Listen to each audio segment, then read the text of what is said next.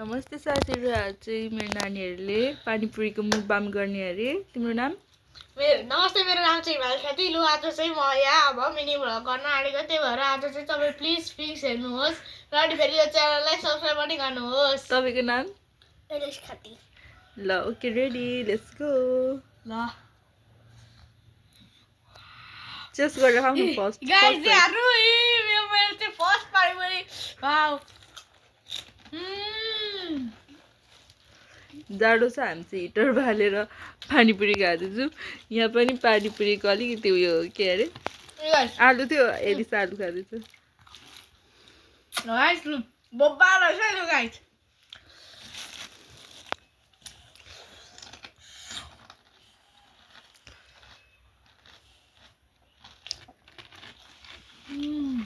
मेरो चाहिँ दुईटै बाबुहरूको फेभरेट हो, मिठो हानी पानीपुरी र चटपटे।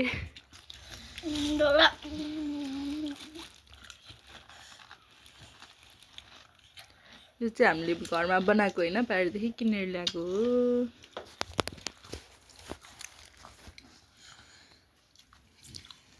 जाडोको मौसममा पानीपुरी साथीहरु कस्तो हुन्छ?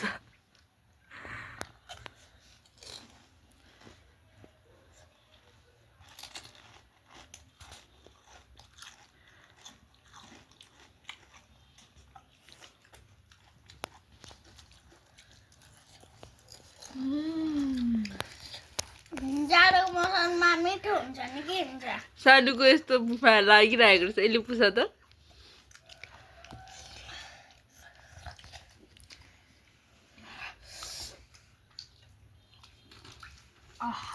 के मिठो हो यार। हाम्रो चाहिँ यो छोटो भ्लग हो, हामी अलिक लामो मुखबाम पनि लिएर आउनेछु। कस्तरी खाएको एलिस?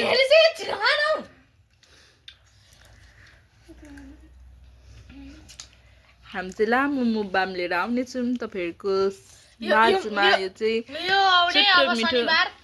आउने शनिबार चाहिँ लु, अब हामी फेरि एउटा मुखबाम गर्नेछौँ।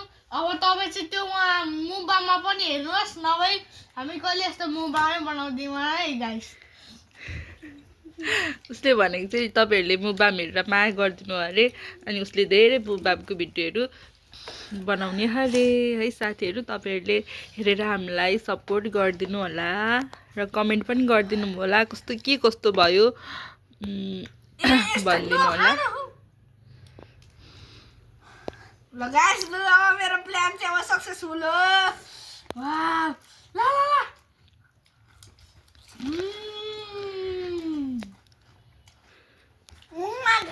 झराउँदै खाँदैछ ल। त्यस्तो चाहिँ बोल्नु हुँदैन भ्लगमा। ल बाई गरिदेऊ। बाई बाई, दुईटा एउटा हातले। बाई। एलिसले पनि हो बाई।